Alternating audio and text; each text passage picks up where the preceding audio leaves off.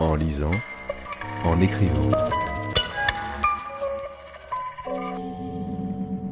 Le podcast de lecture versatile de Pierre Ménard.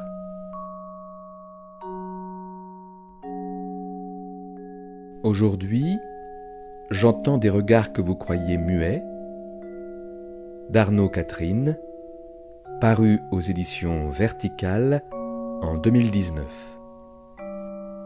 Une suite de 65 récits assez brefs, une série de croquis, de textes saisis dans le quotidien, à partir d'observations sur des inconnus croisés au hasard à Paris ou en province, d'instants fugaces, dans la rue, les jardins, les terrasses des cafés, le métro, au bord de la mer. Tranches de vie, visages volés, portraits drôles ou sombres, partout où des inconnus se croisent et dévoilent à leur insu des moments de leur intimité. Dans ce kaléidoscope de sensations diverses, un jeu de miroirs vertigineux apparaît au fil des pages, entre ces inconnus dont l'auteur devine l'histoire pour mieux l'inventer, et l'autoportrait en creux qu'il dessine. Je passe mon temps à voler des gens. Dans le métro, dans la rue, au café, sur la plage, pour une obscure raison que je traque tantôt avec succès, tantôt vainement, mon regard s'arrime à une femme, un homme, un adolescent, une enfant, un groupe, un couple. J'ai toujours un carnet et un stylo sur moi. Je tente de les deviner. Aucun ne doit me rester étranger. Je veux les garder. Je finis par les inventer, ce que je nomme voler. Faire de ces portraits un livre est une chose assez impudique, car je leur prête beaucoup de moi. Mais c'est là un chemin que je cherche à emprunter depuis tant d'années, sur lequel je me risque, lentement mais sûrement. Il est possible que ce livre épuise le plaisir que je trouve à ces larcins. C'en est peut-être même l'objet. Ce pourquoi je l'écris. Ou bien devrais-je, au contraire, y mettre un point final de façon arbitraire, sous peine de ne jamais l'achever. Un restaurant bio, non loin des tours de la bibliothèque François Mitterrand. Tables en bois clair, tartes, tourtes, salades chics et saines. À ma gauche, un père et son fils. Le premier, la cinquantaine élégante, costume bleu, marine, bien taillé, un port et un visage encore juvénile. L'autre, chevelure broussailleuse, vêtu comme n'importe quel étudiant de 20 ans, sac à dos à ses pieds, devant lui, une soupe orange qu'il touche à peine.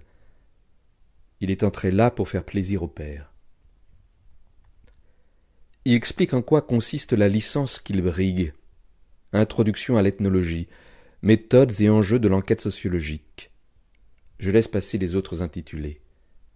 Et pour faire quoi ? Demande le père, sans scepticisme. Il se trouve juste que ce n'est pas du tout son domaine. Le fils répond que plein de choses, démographes, statisticiens chargés de l'analyse de données. Et dans quel genre d'endroits ? Des instituts de sondage, des bureaux d'études. Ils se parlent comme des gens qui ne se voient pas si souvent. Il y a un intérêt affectueux de la part du père, mais également un curieux déficit de familiarité, comme s'il jouait rarement son rôle, forçant le trait à son insu, et comme si le jeune adulte ne connaissait pas beaucoup mieux sa partition. Disons qu'il habite avec sa mère depuis le divorce de ses parents, survenu lorsqu'il était très jeune. Peut-être sont-ils restés plusieurs années sans trop se donner de nouvelles. Le père aura laissé femme et enfants, pistant un poste lucratif à l'étranger. Il se revoit un peu plus depuis son retour en France, ce qui signifie de façon irrégulière. Et il se passe justement trop de temps entre chaque rendez-vous pour que le père ne perde pas le fil. De sorte qu'il parle à son grand garçon comme un parrain sortirait son filleul qu'il connaît mal au final. Et là, j'ignore par quel hasard, ou intuition, je baisse les yeux et je vois sous la table leurs chaussures qui se cherchent, se trouvent, les chevilles qui s'enlacent. À regarder leur visage, je ne remarque rien d'autre que ce que j'ai déjà vu. Le plus jeune mange sa soupe sans envie, et le plus âgé l'attend. Il n'empêche, il y a ses jambes, sinon amoureuses, du moins engagées dans une relation tout autre que celle qui m'apparaissait d'évidence. Bientôt, il se lève. L'un enfile sa doudoune, l'autre son par-dessus. Ont-ils déjà fait l'amour ou s'apprêtent-ils à le faire maintenant? Je ne peux jamais être certain qu'elle sera là. C'est toujours à elle que je viens lorsqu'elle est en caisse. Impossible d'anticiper son humeur, qu'elle peut avoir très mauvaise. Elle est la seule à afficher un panneau indiquant qu'elle ne prend pas les espèces. Elle enfonce le clou en répétant toutes les 5 minutes aux clients qui font la queue « Pas d'espèces, uniquement chèques et cartes ». Elle est assez grosse, elle se rase le menton, certains jours elle oublie. Teinture approximative sur une chevelure fine et clairsemée. Elle a renoncé. C'est une chose assez triste, les gens qui abdiquent et vont au plus pratique. Les cheveux courts qu'on n'a pas à coiffer, au plus confortable, ce vieux legging qui boudine. Les mauvais jours, elle passe les articles au scanner sans un mot. Elle ne prend pas la peine d'annoncer le total et patiente, le regard dans le vide. Elle finit par apercevoir la carte bancaire que vous tendez, elle appuie alors sur le bouton CB de son clavier. Elle vous donne le ticket d'un geste las.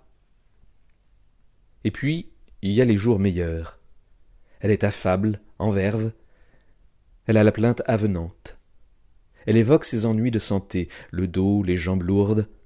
Ce qu'elle préfère, c'est commenter votre panier. On range sa pudeur. Ça, elle n'y a pas droit. Mauvais pour son cholestérol.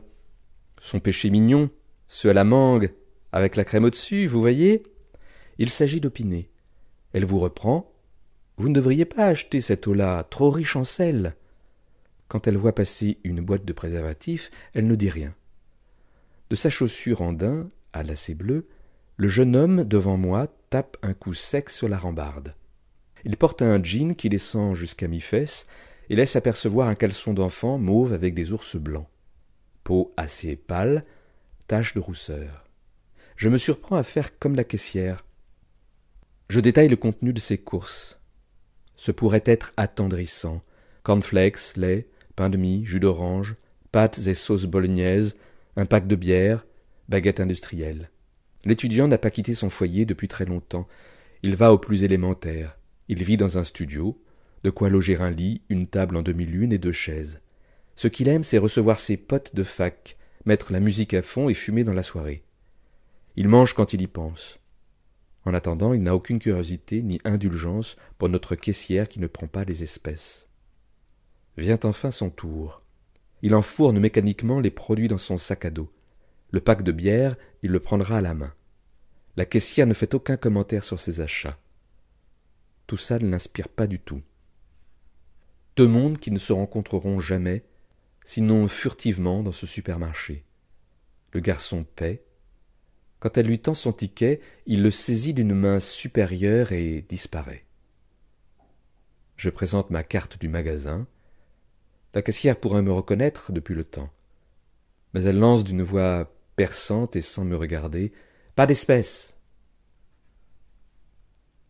Famille syrienne, annonce le carton. Un gobelet en plastique invite les passants à laisser quelques pièces.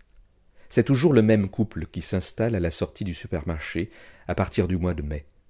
Ils ont un matelas, quelques couvertures.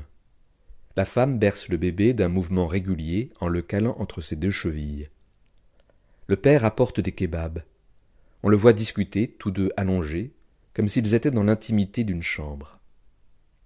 Parfois, la nuit, je les devine, chuchotant, blottis l'un contre l'autre. Ils ne s'adressent jamais aux passants. Ils ne demandent rien. Il y a le gobelet. Ils sont pieds nus, noirs. 1 ou 2 fois, je les ai vus rire, et ce rire rendait les choses encore moins supportables. Et, pourtant, nous supportons, n'est-ce pas? Ce matin, des ouvriers sont venus installer un échafaudage. Ils ont commencé à parlementer avec les Syriens. J'étais en retard, mais je suis resté à les regarder. L'homme a avisé la rue repérer un bout de mur entre une devanture et un porche sur le trottoir d'en face. La femme a pris l'enfant et les couvertures. L'homme s'est occupé du matelas crasseux. Ils ont traversé. Les ouvriers ont déchargé et entassé les tubes de métal à l'endroit laissé vacant. Le couple a reconstitué son radeau en face. Le commerçant est sorti sur le trottoir, prenant acte de ce nouveau voisinage. Et, pendant ce temps-là, les Parisiens klaxonnaient, entre le camion venu livrer l'échafaudage et les passants qui mordaient sur la rue pour cause de trottoirs transformés en lit de fortune, ça n'avançait plus.